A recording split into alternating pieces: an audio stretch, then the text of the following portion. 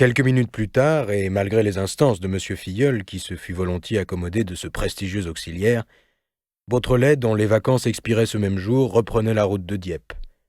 Il débarquait à Paris vers 5 heures, et à 8 heures franchissait, en même temps que ses camarades, la porte du lycée Janson. Ganimard, après une exploration aussi minutieuse qu'inutile des ruines d'Ambrumésie, rentra par le rapide du soir. En arrivant chez lui, il trouva ce pneumatique. Monsieur l'inspecteur principal, ayant eu un peu de loisir à la fin de la journée, j'ai pu réunir quelques renseignements complémentaires qui ne manqueront pas de vous intéresser. Depuis 1 an, Arsène Lupin vit à Paris, sous le nom d'Étienne de Vaudreix. C'est un nom que vous avez pu lire souvent dans les chroniques mondaines ou les échos sportifs. Grand voyageur, il fait de longues absences, pendant lesquelles il va, dit-il, chasser le tigre au Bengale ou le renard bleu en Sibérie. Il passe pour s'occuper d'affaires sans qu'on puisse préciser de quelles affaires il s'agit. Son domicile actuel, 36 rue Marbeuf. Je vous prie de remarquer que la rue Marbeuf est à proximité du bureau de poste numéro 45. Depuis le jeudi 23 avril, veille de l'agression d'Ambrumésie, on n'a aucune nouvelle d'Étienne de Vaudreix. Recevez, monsieur l'inspecteur principal, avec toute ma gratitude pour la bienveillance que vous m'avez témoignée, l'assurance de mes meilleurs sentiments. Isidore Beautrelet. Post-scriptum. Surtout ne croyez pas qu'il m'ait fallu grand mal pour obtenir ces informations. Le matin même du crime, lorsque M. Filleul poursuivait son instruction devant quelques privilégiés, j'avais eu l'heureuse inspiration d'examiner la casquette du fugitif avant que le pseudo-chauffeur ne fût venu la changer. Le nom du chapelier m'a suffi, vous pensez bien, pour trouver la filière qui m'a fait connaître le nom de l'acheteur et son domicile. Le lendemain matin, Ganimard se présentait au 36 de la rue Marbeuf. Renseignement pris auprès de la concierge, il se fit ouvrir le rez-de-chaussée de droite, où il ne découvrit rien que des cendres dans la cheminée. 4 jours auparavant, 2 amis étaient venus brûler tous les papiers compromettants. Mais au moment de sortir, Ganimard croisa le facteur qui apportait une lettre pour M. de Vaudreix. L'après-midi, le parquet saisi de l'affaire réclamait la lettre. Elle était timbrée d'Amérique et contenait ces lignes écrites en anglais. « Monsieur, je vous confirme la réponse que j'ai faite à votre agent. Dès que vous aurez en votre possession les 4 tableaux de M. de Gesvres, expédiez-les par le mode convenu. Vous y joindrez le reste, si vous pouvez réussir, ce dont je doute fort. Une affaire imprévue m'obligeant à partir, j'arriverai en même temps que cette lettre. Vous me trouverez au Grand Hôtel. Arlington. » Le jour même, Ganimard, muni d'un mandat d'arrêt, conduisait au dépôt le sieur Arlington, citoyen américain, inculpé de recel et de complicité de vol. Ainsi donc, en l'espace de 24 heures, grâce aux indications vraiment inattendues d'un gamin de 17 ans, tous les nœuds de l'intrigue se dénouaient. En 24 heures, ce qui était inexplicable devenait simple et lumineux. En 24 heures, le plan des complices pour sauver leur chef était déjoué. La capture d'Arsène Lupin blessé, mourant, ne faisait plus de doute. Sa bande était désorganisée. On connaissait son installation à Paris, le masque dont il se couvrait. Et l'on perçait à jour pour la première fois, avant qu'il eût pu en assurer la complète exécution, un de ses coups les plus habiles et le plus longuement étudié. Ce fut dans le public comme une immense clameur d'étonnement, d'admiration et de curiosité. Déjà, le journaliste rouennais, en un article très réussi, avait raconté le premier interrogatoire du jeune rhétoricien, mettant en lumière sa bonne grâce, son charme naïf et son assurance tranquille. Les indiscrétions auxquelles Ganimard et M. Filleul s'abandonnèrent malgré eux, entraînés par un élan plus fort que leur orgueil professionnel, éclairèrent le public sur le rôle de Beautrelet au cours des derniers événements. Lui seul avait tout fait. À lui seul revenait tout le mérite de la victoire. On se passionna. Du jour au lendemain, Isidore Beautrelet fut un héros, et la foule, subitement engouée, exigea sur son nouveau favori les plus amples détails. Les reporters étaient là, ils se ruèrent à l'assaut du lycée Janson de Sailly, guettèrent les externes au sortir des classes et recueillirent tout ce qui concernait, de près ou de loin, le nommé Beautrelet. Et l'on apprit ainsi la réputation dont jouissait parmi ses camarades celui qu'ils appelaient le rival d'Herlock Sholmès. Par raisonnement, par logique et sans plus de renseignements que ceux qu'il lisait dans les journaux, il avait à diverses reprises annoncé la solution d'affaires compliquées que la justice ne devait débrouiller que longtemps après lui. C'était devenu un divertissement au lycée Janson que de poser à Beautrelet des questions ardues, des problèmes indéchiffrables. Et l'on s'émerveillait de voir avec quelle sûreté d'analyse, au moyen de quelles ingénieuses déductions, il se dirigeait au milieu des ténèbres les plus épaisses.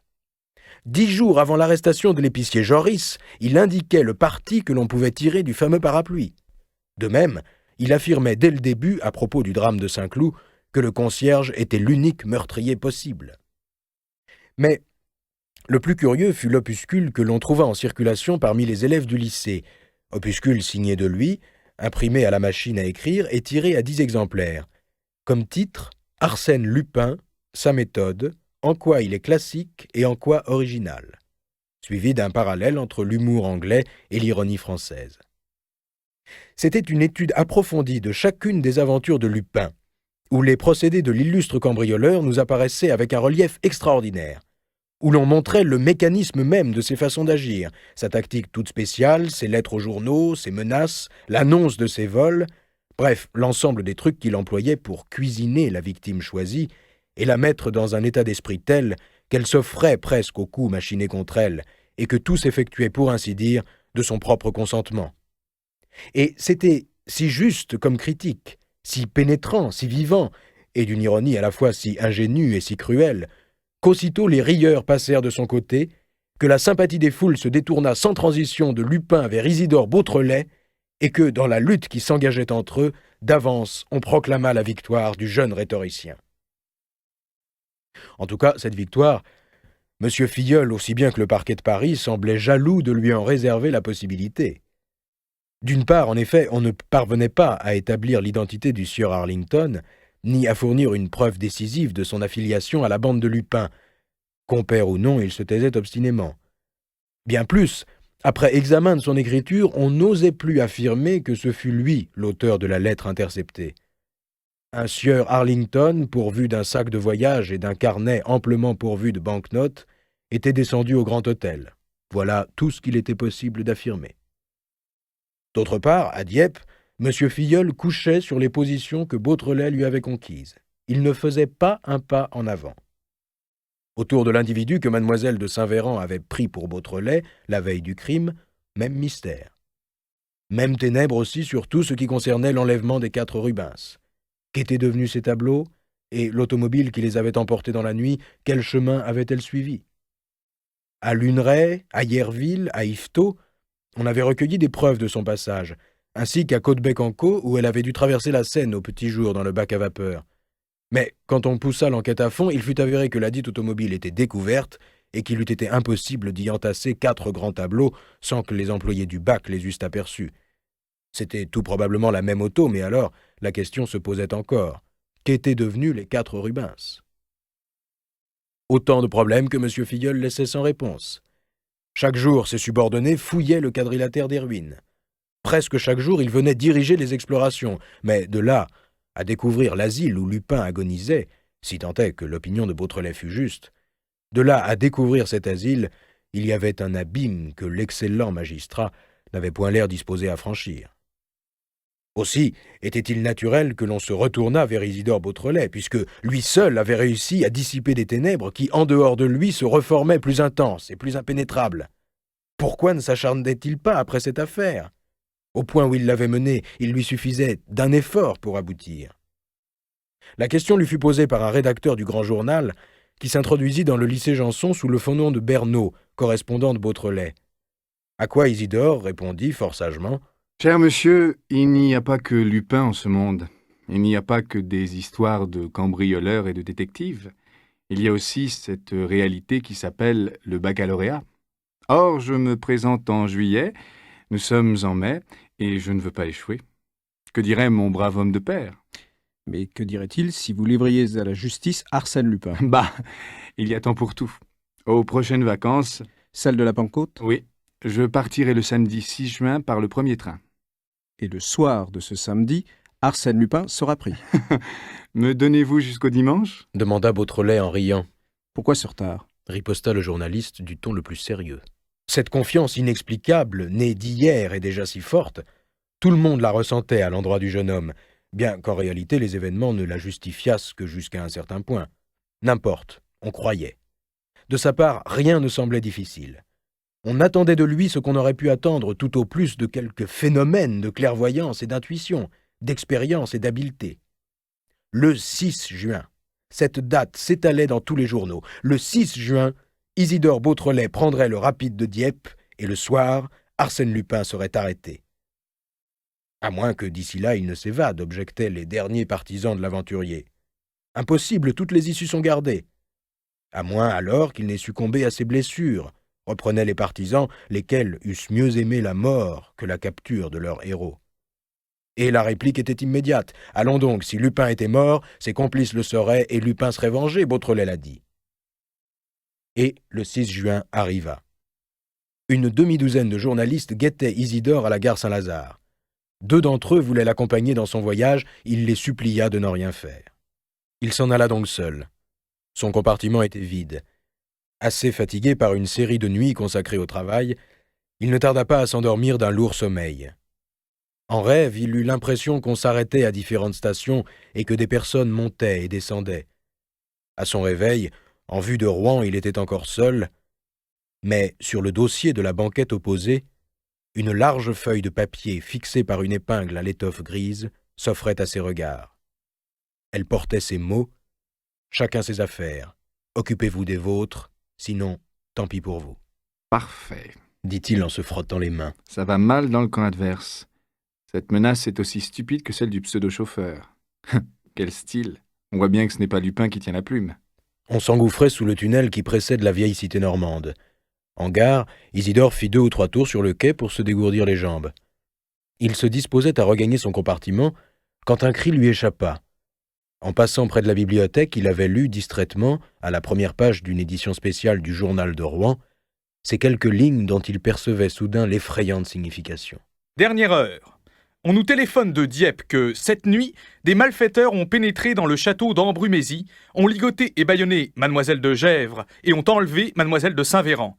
Des traces de sang ont été relevées à 500 mètres du château et tout auprès, on a retrouvé une écharpe également maculée de sang. Il y a lieu de craindre que la malheureuse jeune fille n'ait été assassinée. Jusqu'à Dieppe, Isidore Beautrelet resta immobile. Courbé en 2, les coudes sur les genoux et ses mains plaquées contre sa figure, il réfléchissait. À Dieppe, il loua une auto. Au seuil d'Ambrumézy, il rencontra le juge d'instruction qui lui confirma l'horrible nouvelle. « Vous ne savez rien de plus ?» demanda Beautrelet. « Rien, j'arrive à l'instant. » Au même moment, le brigadier de gendarmerie s'approchait de M. Filleul et lui remettait un morceau de papier froissé, déchiqueté, jauni, qu'il venait de ramasser non loin de l'endroit où l'on avait découvert l'écharpe. M. Filleul l'examina, puis le tendit à Isidore Beautrelet en disant « Voilà qui ne nous aidera pas beaucoup dans nos recherches. » Isidore tourna et retourna le morceau de papier. Couvert de chiffres, de points et de signes, il offrait exactement le dessin que nous donnons au dos du livre.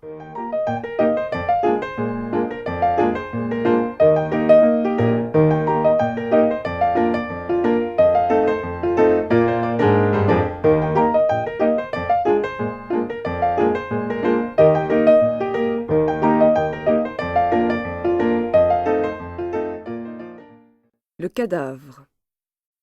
Vers 6 heures du soir, ces opérations terminées, M. Filleul attendait, en compagnie de son greffier, M. Brédoux, la voiture qui devait le ramener à Dieppe. Il paraissait agité, nerveux.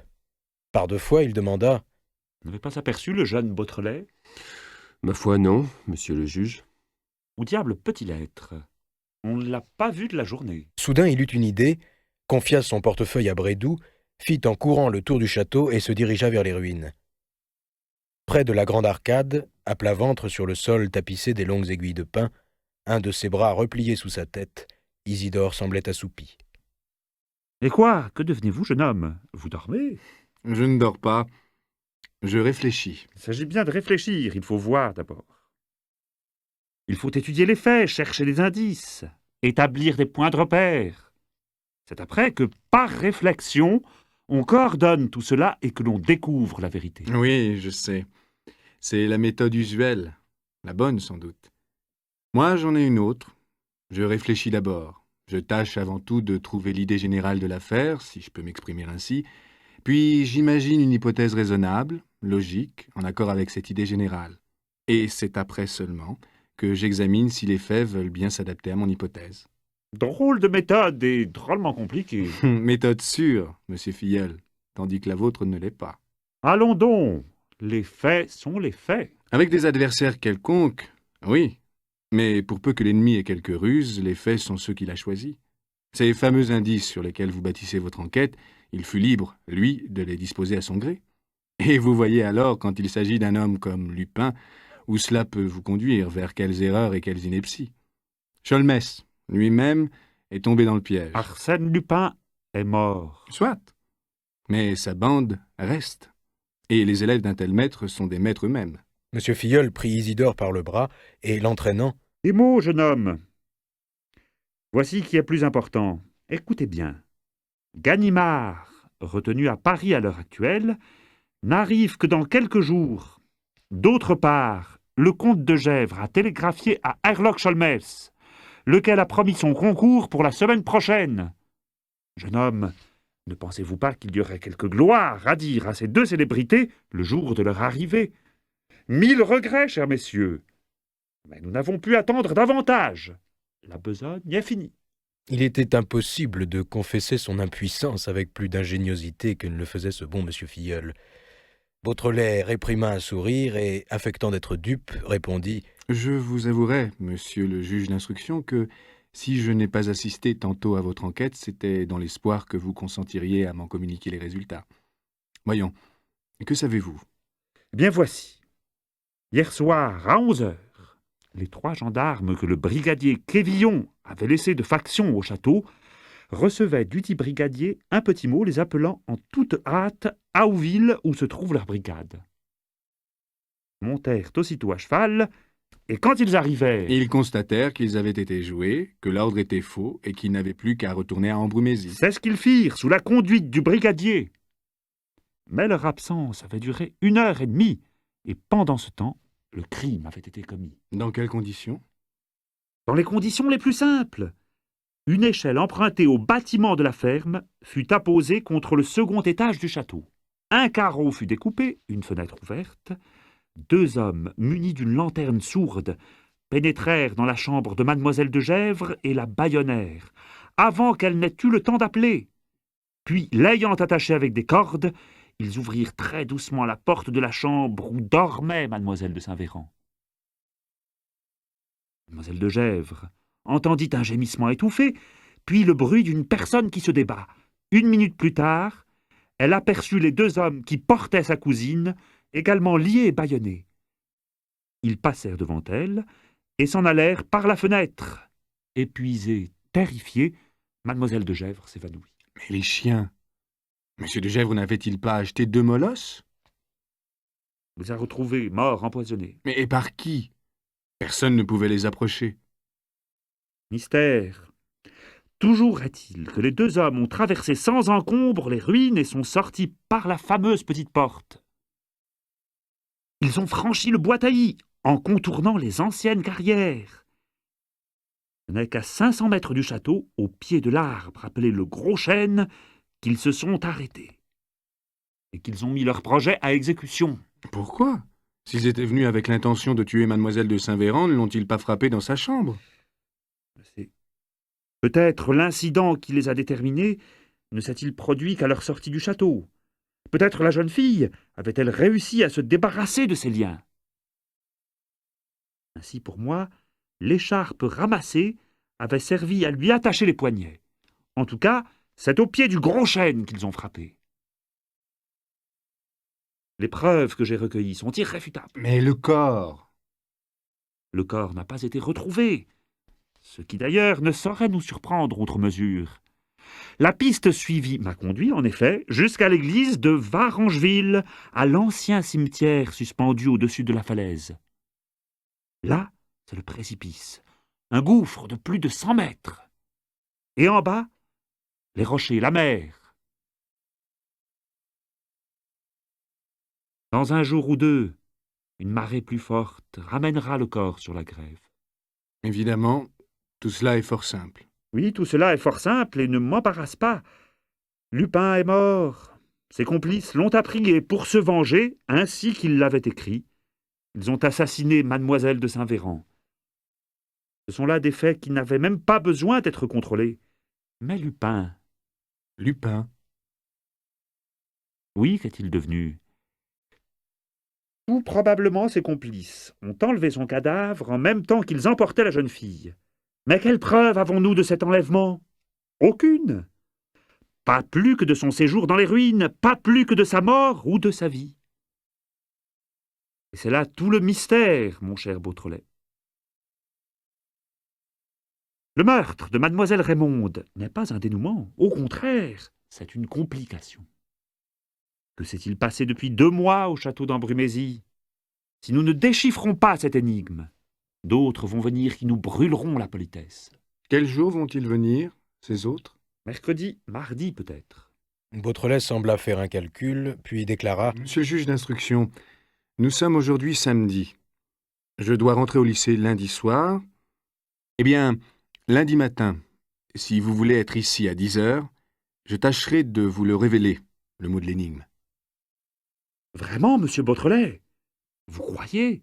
Vous en êtes sûr? Je l'espère, du moins. Et maintenant, où allez-vous? Je vais voir si les faits veulent bien s'accommoder à l'idée générale que je commence à discerner.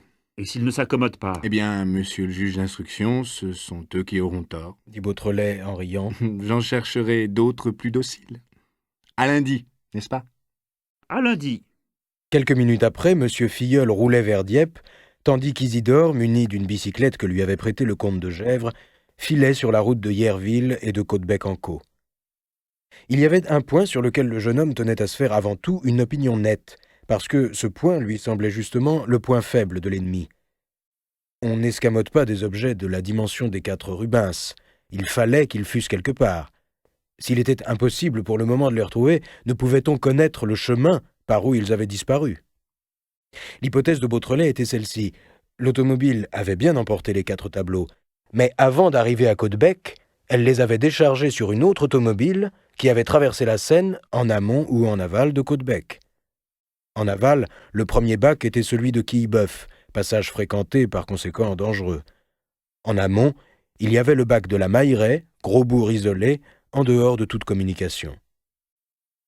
Vers minuit, Isidore avait franchi les 18 lieues qui le séparaient de la Mailleraie et frappait à la porte d'une auberge située au bord de l'eau. Il y couchait et, dès le matin, interrogeait les matelots du bac. On consulta le livre des passagers. Aucune automobile n'avait passé le jeudi 23 avril. « Alors, une voiture à chevaux, Insinua Beautrelet. une charrette, un fourgon. » Non plus. Toute la matinée, Isidore s'enquit. Il allait partir pour Quillebeuf quand le garçon de l'auberge où il avait couché lui dit « Matin là, j'arrivais de mes 13 jours, et j'ai bien vu une charrette, mais elle n'a pas passé. » Comment? Non, on l'a déchargée sur une sorte de bateau plat, de péniche, comme ils disent, qui était amarré au quai. Et cette charrette, d'où venait-elle? Oh, je l'ai bien reconnue. C'était à maître Vatinel, le charretier, Qui demeure? au hameau de Louveteau. Beautrelet regarda sa carte d'état-major. Le hameau de Louveteau était situé au carrefour de la route d'Yvetot à Caudebec et d'une petite route tortueuse qui s'en venait à travers bois jusqu'à la Mailleraie. Ce n'est qu'à 6 heures du soir qu'Isidore réussit à découvrir dans un cabaret maître Vatinel, un de ces vieux Normands finauds qui se tiennent toujours sur leur garde, qui se méfient de l'étranger, mais qui ne savent pas résister à l'attrait d'une pièce d'or et à l'influence de quelques petits verres. Ben oui, monsieur, ce matin-là, les gens à l'automobile m'avaient donné rendez-vous à 5 heures au carrefour. Ils m'ont remis 4 grandes machines, hautes comme ça. Il y en a un qui m'a accompagné, et nous avons porté la chose jusqu'à la péniche. Vous parlez d'eux comme si vous les connaissiez déjà? Je vous crois que je les connaissais. C'était la 6e fois que je travaillais pour eux. Isidore tressaillit. Vous dites la 6e fois? Et depuis quand? Mais tous les jours, d'avant celui-là, parbleu. Alors, c'était d'autres machines, des gros morceaux de pierre, ou bien des plus petites assez longues qu'ils avaient enveloppées, et qu'ils portaient comme le Saint-Sacrement. Ah, fallait pas y toucher à celle-là. Et qu'est-ce que vous avez? C'est tout blanc. Ce n'est rien. La chaleur. Beautrelet sortit en titubant. La joie, l'imprévu de la découverte l'étourdissait. Il se retourna tout tranquillement, coucha le soir au village de Varangeville, passa le lendemain matin 1 heure à la mairie avec l'instituteur et revint au château. Une lettre l'y attendait au bon soin de monsieur le comte de Gesvres. Elle contenait ces lignes Deuxième avertissement. Tais-toi. Sinon, Allons, murmura-t-il. il va falloir prendre quelques précautions pour ma sûreté personnelle. Sinon, comme ils disent... Il était 9 heures. Il se promena parmi les ruines, puis s'allongea près de l'arcade et ferma les yeux. Jeune homme, êtes-vous content de votre campagne? C'était M. Filleul qui arrivait à l'heure fixée. Enchanté, monsieur le juge d'instruction. Ce qui veut dire... Ce qui veut dire que je suis prêt à tenir ma promesse malgré cette lettre qui ne m'y engage guère. Il montra la lettre à M. Filleul. Des histoires. S'écria celui-ci. Et j'espère que cela ne vous empêchera pas... De vous dire ce que je sais? Non, monsieur le juge d'instruction. J'ai promis, je tiendrai. Avant 10 minutes, nous saurons une partie de la vérité. Une partie? Oui, à mon sens, la cachette de Lupin, cela ne constitue pas tout le problème. Mais pour la suite, nous verrons. Monsieur Beautrelet, rien ne m'étonne de votre part. Mais comment avez-vous pu découvrir? Oh, tout naturellement, il y a dans la lettre du sieur Arlington à monsieur Étienne de Vaudreix, ou plutôt à Lupin... La lettre interceptée? Oui. Il y a une phrase qui m'a toujours intrigué. C'est celle-ci. À l'envoi des tableaux, vous joindrez le reste. Si vous pouvez réussir, ce dont je doute fort. En effet, je me souviens. Quel était ce reste? Un objet d'art, une curiosité? Le château n'offrait rien de précieux que les Rubens et les tapisseries. Des bijoux? Il y en a fort peu et de valeur médiocre. Alors quoi? Et d'autre part, pouvait-on admettre que des gens comme Lupin, d'une habileté aussi prodigieuse, n'eussent pas réussi à joindre à l'envoi ce reste, qu'ils avaient évidemment proposé? Entreprise difficile, c'est probable, exceptionnelle soit, mais possible, donc certaine puisque Lupin le voulait. Cependant, il a échoué. Rien n'a disparu. Il n'a pas échoué. Quelque chose a disparu. Oui, les Rubens. Les Rubens et autre chose. Quelque chose que l'on a remplacé par une chose identique, comme on a fait pour les Rubens. Quelque chose de beaucoup plus extraordinaire, de plus rare et de plus précieux que les Rubens. Enfin, quoi? Vous me faites languir. Tout en marchant à travers les ruines, les deux hommes s'étaient dirigés vers la petite porte et longeaient la chapelle-Dieu. Beautrelet s'arrêta. Vous voulez le savoir, monsieur le juge d'instruction? Si je le veux. Beautrelet avait une canne à la main, un bâton solide et noueux. Brusquement, d'un revers de cette canne, il fit sauter en éclats l'une des statuettes qui ornaient le portail de la chapelle. Ben, vous êtes fou! Clama M. Filleul, hors de lui, et se précipitant vers les morceaux de la statuette. Vous êtes fou! Ce vieux saint était admirable. Admirable! Proféra Isidore en exécutant un moulinet qui jeta bas la Vierge Marie. M. Filleul l'empoigna à bras-le-corps. Jeune homme, je ne vous laisserai pas commettre! Un roi mage encore voltigea, puis une crèche avec l'enfant Jésus. Un mouvement de plus et je tire! Le comte de Gesvres était survenu et armait son revolver. Beautrelet éclata de rire. Tirez donc là-dessus, monsieur le comte! Tirez là-dessus comme à la foire! Tenez, ce bonhomme qui porte sa tête à pleine main! Le Saint Jean-Baptiste sauta, Oh! fit le comte en braquant son revolver. Une telle profanation! De pareils chefs-d'œuvre! Du toc, monsieur le comte! Quoi? Que dites-vous? Hurla M. Filleul tout en désarmant le comte. Du toc! Du carton-pâte! Ah, ça! Est-ce possible? Du soufflé, du vide, du néant! Le comte se baissa et ramassa un débris de statuette. Regardez bien, monsieur le comte. Du plâtre. Du plâtre patiné, moisi, verdi, comme la pierre ancienne, mais du plâtre, des moulages de plâtre. Voilà tout ce qui reste du pur chef-d'œuvre. Voilà ce qu'ils ont fait en quelques jours. Voilà ce que le sieur Charpenay, le copiste des Rubens, a préparé il y a 1 an. À son tour, il saisit le bras de M. Filleul. Qu'en pensez-vous, monsieur le juge d'instruction?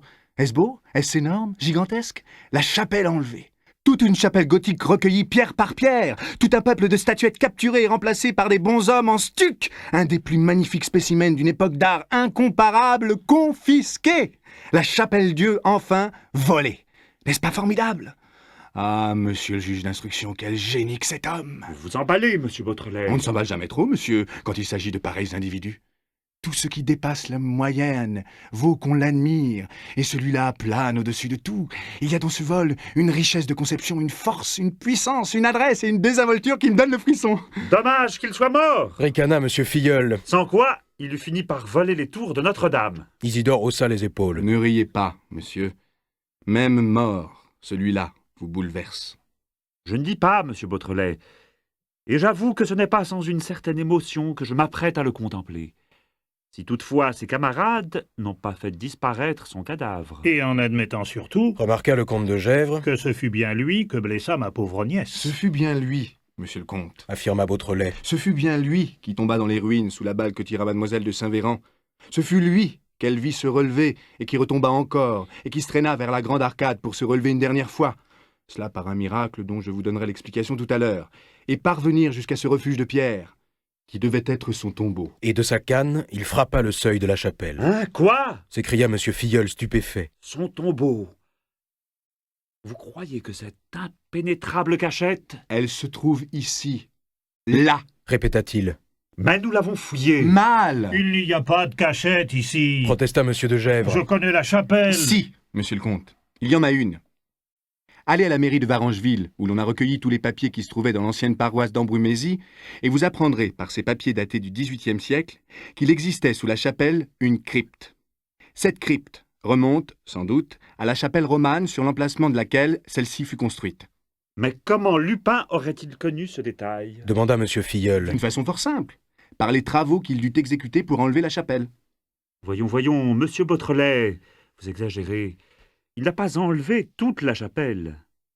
Tenez, aucune de ces pierres d'assises n'a été touchée. Évidemment, il n'a moulé et il n'a pris que ce qui avait une valeur artistique. Les pierres travaillées, les sculptures, les statuettes, tout le trésor des petites colonnes et des ogives ciselées. Il ne s'est pas occupé de la base même de l'édifice. Les fondations restent. Par conséquent, monsieur Beautrelet, Lupin n'a pu pénétrer jusqu'à la crypte. À ce moment, M. de Gesvres, qui avait appelé l'un de ses domestiques, revenait avec la clé de la chapelle. Il ouvrit la porte, les trois hommes entrèrent. Après un instant d'examen, Beautrelet reprit « Les dalles du sol, comme de raison, ont été respectées. Mais il est facile de se rendre compte que le maître-autel n'est plus qu'un moulage. Or, généralement, l'escalier qui descend aux cryptes s'ouvre devant le maître-autel et passe sous lui. Vous en concluez? J'en conclus que c'est en travaillant là que Lupin a trouvé la crypte. » À l'aide d'une pioche que le comte envoya chercher, Beautrelet attaqua l'autel. Les morceaux de plâtre sautaient de droite et de gauche. « Fichtre !» murmura M. Filleul. « J'ai hâte de savoir. » Moi aussi, dit Beautrelet, dont le visage était pâle d'angoisse. Il précipita ses coups, et soudain sa pioche, qui jusqu'ici n'avait point rencontré de résistance, se heurta à une matière plus dure et rebondit. On entendit comme un bruit d'éboulement, et ce qui restait de l'autel s'abîma dans le vide à la suite du bloc de pierre que la pioche avait frappé. Beautrelet se pencha, il fit flamber une allumette et la promena sur le vide. l'escalier commence plus en avant que je ne pensais, sous les dalles de l'entrée, presque. J'aperçois les dernières marches. Est-ce profond? 3 ou 4 mètres. Les marches sont très hautes, et il en manque.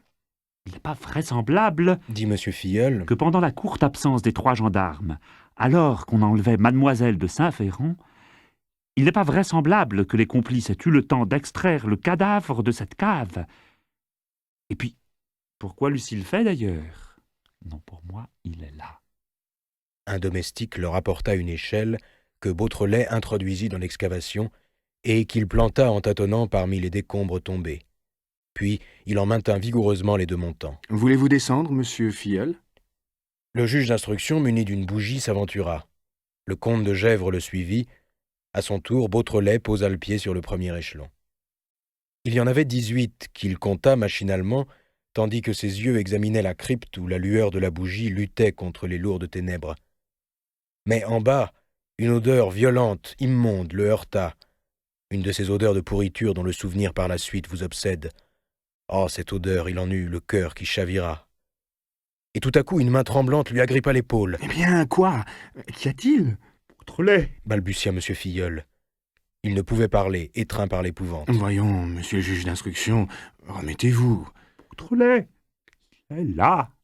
Hein? Oui, il y avait quelque chose sous la grosse pierre qui s'est détachée de l'autel. J'ai poussé la pierre. J'ai touché. Oh, je n'oublierai jamais. Où est-il? De ce côté, sentez-vous cette odeur? Et puis tenez, regardez. Il avait saisi la bougie et la projetait vers une forme étendue sur le sol. s'exclama Beautrelet avec horreur.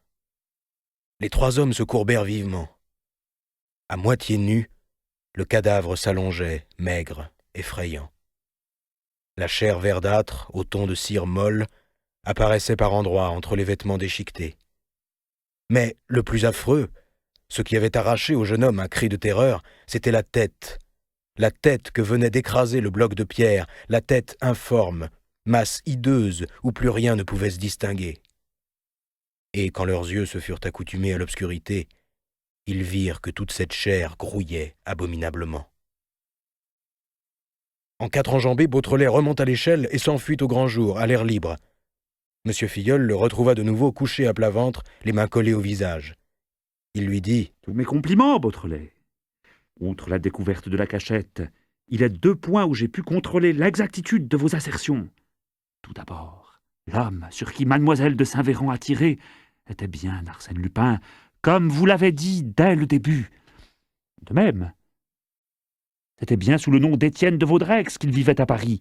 Le linge est marqué aux initiales E.V. Il me semble, n'est-ce pas, que la preuve suffit. Isidore ne bougeait pas. Monsieur le comte est parti faire atteler.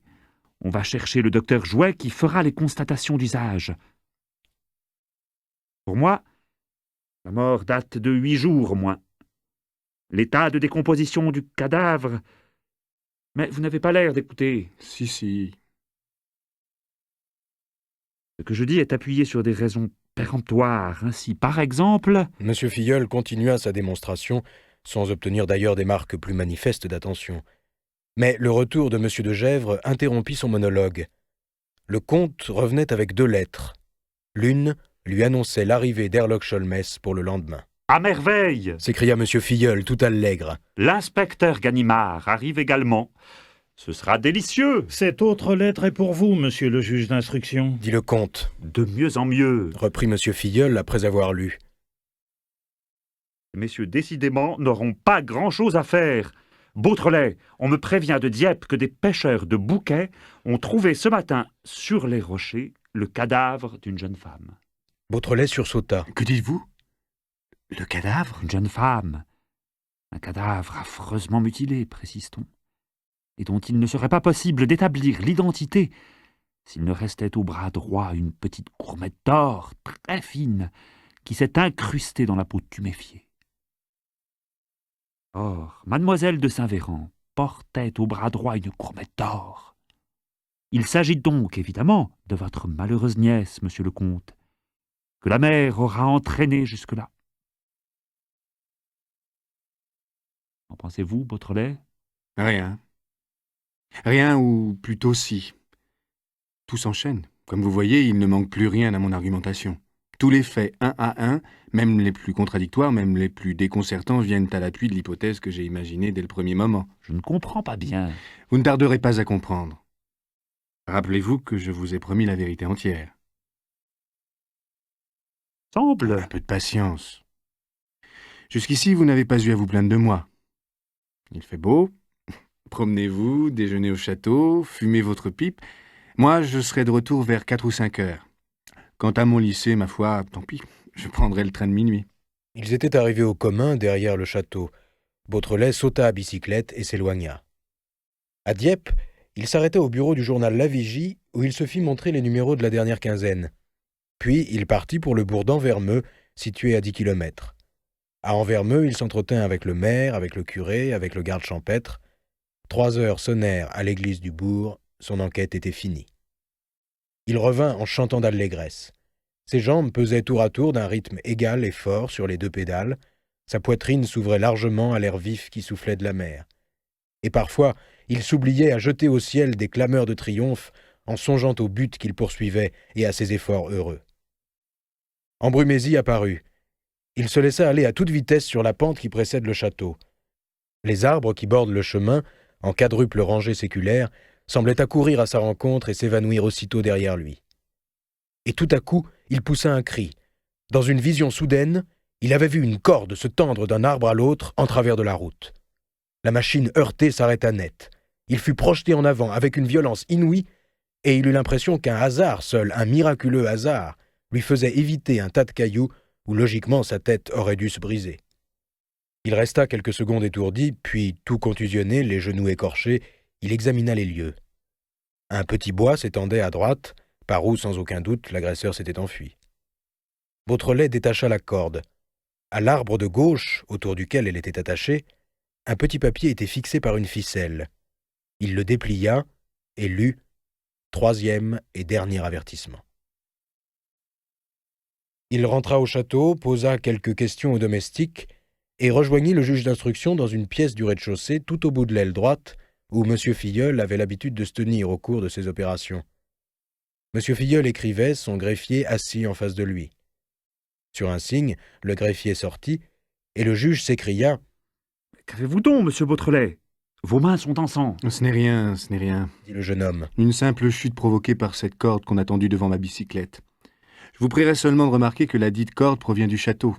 Il n'y a pas plus de 20 minutes qu'elle servait à sécher du linge auprès de la buanderie. Est-ce possible? Monsieur, c'est ici même que je suis surveillé, par quelqu'un qui se trouve au cœur de la place, qui me voit, qui m'entend et qui, minute par minute, assiste à mes actes et connaît mes intentions. Vous croyez? J'en suis sûr. C'est à vous de le découvrir et vous n'y aurez pas de peine. Mais pour moi, je veux finir et vous donner les explications promises. J'ai marché plus vite que nos adversaires ne s'y attendaient et je suis persuadé que de leur côté, ils vont agir avec vigueur. Le cercle se resserre autour de moi. Le péril approche, j'en ai le pressentiment. Voyons, Beautrelet. Bah, on verra bien. Pour l'instant, dépêchons-nous. Et d'abord, une question sur un point que je veux écarter tout de suite. Vous n'avez parlé à personne de ce document que le brigadier Quévillon a ramassé et qu'il vous a remis en ma présence. Non, à personne. Mais est-ce que vous y attachez une valeur quelconque? Une grande valeur. C'est une idée que j'ai, une idée du reste, je l'avoue, qui ne repose sur aucune preuve. Car jusqu'ici, je n'ai guère réussi à déchiffrer ce document. Aussi, je vous en parle pour n'y plus revenir. Beautrelet appuya sa main sur celle de M. Filleul et, à voix basse, « Taisez-vous. Je vous écoute. » Le sable craqua. Beautrelet courut vers la fenêtre et se pencha. Il n'y a personne. Mais la plate-bande est foulée. On relèvera facilement les empreintes. Il ferma la fenêtre et vint se rasseoir. Vous voyez, monsieur le juge d'instruction, l'ennemi ne prend même plus de précautions. Il n'en a plus le temps. Lui aussi sent que l'heure presse. Hâtons-nous donc et parlons, puisqu'ils ne veulent pas que je parle. Il posa sur la table le document et le maintint déplié. Avant tout, une remarque. Il n'y a sur ce papier, en dehors des points, que des chiffres. Et dans les 3 premières lignes et la 5e, les seules dont nous ayons à nous occuper, car la 4e semble d'une nature tout à fait différente, il n'y a pas un de ces chiffres qui soit plus élevé que le chiffre 5. Nous avons donc bien des chances pour que chacun de ces chiffres représente une des 5 voyelles et dans l'ordre alphabétique. Inscrivons le résultat. Il inscrivit sur une feuille à part. Première ligne, E, point, A, point, A, point, point, E, point, point, E, point, A, point. Deuxième ligne, point, A, point, point, A, point, point, point, E, point, point, point, E, point, O, I, point, E, point, point, E, point. Troisième ligne, point, O, U, point, point, E, point, O, point, point, point, E, point, point, E, point, O, point, point, E. Quatrième ligne, A, I, point, U, I, point, point, E, point, point, E, U, point, E. Puis il reprit. Comme vous voyez, cela ne donne pas grand-chose. La clé est à la fois très facile, puisqu'on s'est contenté de remplacer les voyelles par des chiffres et les consonnes par des points, et très difficile, sinon impossible, puisqu'on ne s'est pas donné plus de mal pour compliquer le problème.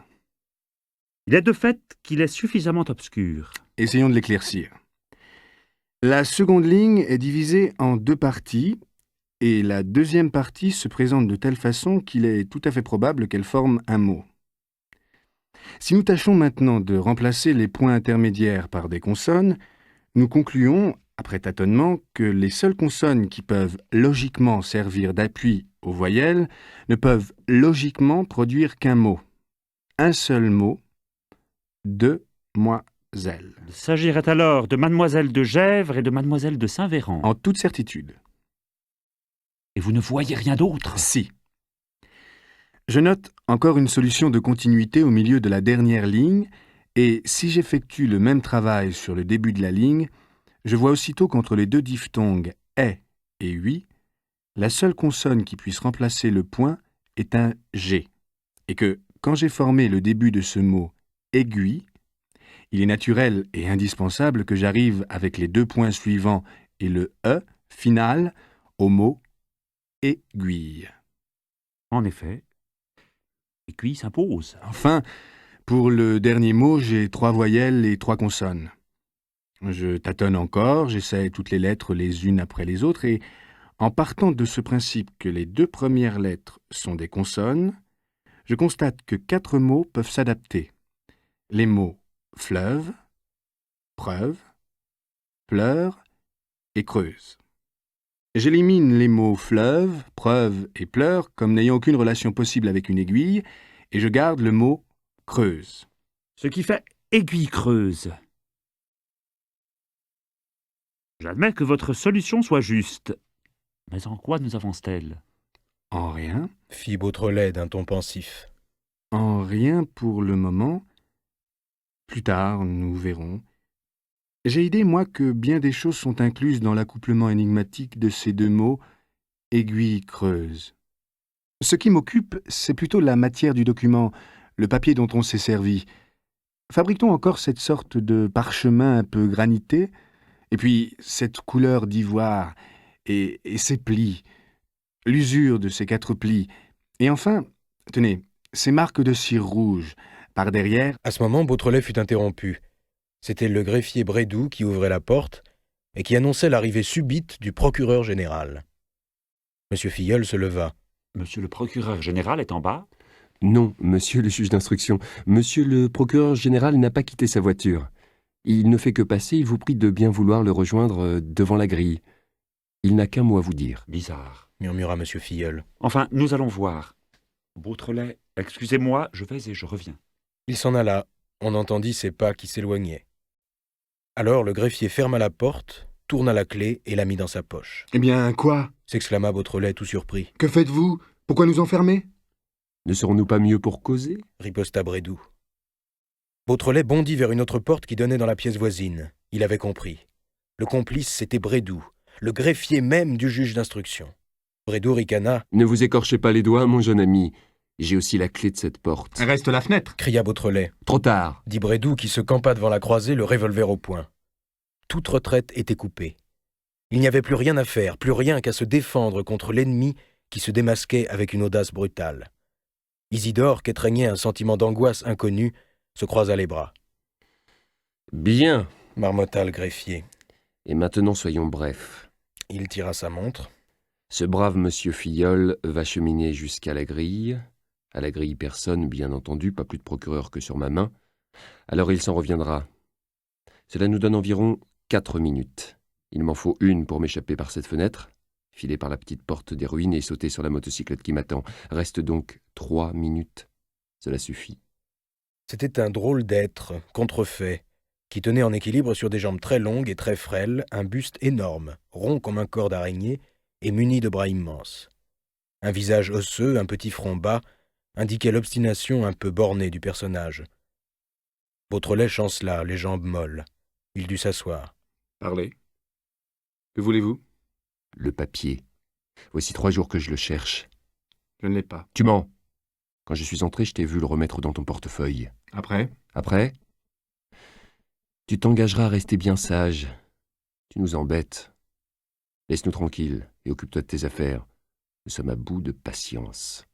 Il s'était avancé, le revolver toujours braqué sur le jeune homme, et il parlait sourdement, en martelant ses syllabes, avec un accent d'une incroyable énergie. L'œil était dur, le sourire cruel, Beautrelet frissonna. C'était la première fois qu'il éprouvait la sensation du danger. Et quel danger! Il se sentait en face d'un ennemi implacable, d'une force aveugle et irrésistible. « Et après » dit-il, la voix étranglée. Après, rien. Tu seras libre. Un silence. Brédoux reprit. Plus qu'une minute. Il faut te décider. Allons, mon bonhomme. Pas de bêtises, hein. Nous sommes les plus forts, toujours, et partout. Vite, le papier. Isidore ne bronchait pas, livide, terrifié, maître de lui pourtant, et le cerveau lucide dans la débâcle de ses nerfs. À 20 centimètres de ses yeux, le petit trou noir du revolver s'ouvrait. Le doigt replié pesait visiblement sur la détente. Il suffisait d'un effort encore. « Le papier » répéta Brédoux. « Sinon... » « Le voici. » dit Beautrelet. Il tira de sa poche son portefeuille et le tendit au greffier qui s'en empara. « Parfait. Nous sommes raisonnables. Décidément, il y a quelque chose à faire avec toi. Un peu froussard, mais du bon sens. J'en parlerai aux camarades. Et maintenant, je file. Adieu. » Il rentra son revolver et tourna l'espagnolette de la fenêtre. Du bruit résonna dans le couloir. « Adieu » fit-il de nouveau. « Il n'est que temps. » Mais une idée l'arrêta. D'un geste, il vérifia le portefeuille. « Tonnerre » grinça-t-il. « Le papier n'y est pas. Tu m'as roulé !» Il sauta dans la pièce. 2 coups de feu retentirent. Isidore, à son tour, avait saisi son pistolet et il tirait. « Raté, mon bonhomme !» hurla Brédoux. « Ta main tremble, tu as peur !» Ils s'empoignèrent à bras-le-corps et roulèrent sur le parquet. À la porte, on frappait à coups redoublés. Isidore faiblit, tout de suite dominé par son adversaire. C'était la fin. Une main se leva au-dessus de lui, armée d'un couteau, et s'abattit. Une violente douleur lui brûla l'épaule, il lâcha prise. Il eut l'impression qu'on fouillait dans la poche intérieure de son veston et qu'on saisissait le document. Puis, à travers le voile baissé de ses paupières, il devina l'homme qui franchissait le rebord de la fenêtre. Les mêmes journaux qui, le lendemain matin, relataient les derniers épisodes survenus au château d'Ambrumézy, le trucage de la chapelle, la découverte du cadavre d'Arsène Lupin et du cadavre de Raymonde, et enfin le meurtre de Beautrelet par Brédoux, greffier du juge d'instruction. Les mêmes journaux annonçaient les 2 nouvelles suivantes. La disparition de Ganimard et l'enlèvement en plein jour, au cœur de Londres, alors qu'il allait prendre le train pour Douvres, l'enlèvement d'Herlock Sholmès. Ainsi donc, la bande de Lupin, un instant désorganisée par l'extraordinaire ingéniosité d'un gamin de 17 ans, reprenait l'offensive, et du premier coup, partout et sur tous les points, demeurait victorieuse. Les 2 grands adversaires de Lupin, Sholmès et Ganimard, supprimés. Beautrelet hors de combat. Plus personne qui fût capable de lutter contre de tels ennemis.